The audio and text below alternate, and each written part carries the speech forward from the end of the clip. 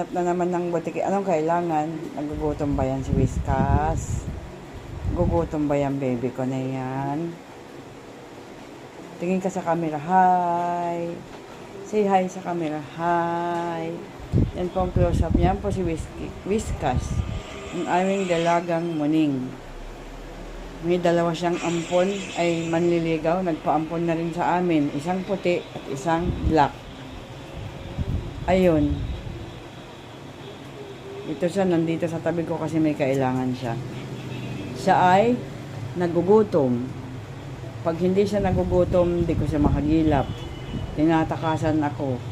Pag nagugutom, nagsusumiksik dito sa tabi ko. Kahit ako ay busy. Ayun, nagtutulog-tulogan. Ayun yung chinichismis siya. Hoy, Whiskas, dilat. Whiskas, dilat. Love ko yan si Whiskas eh.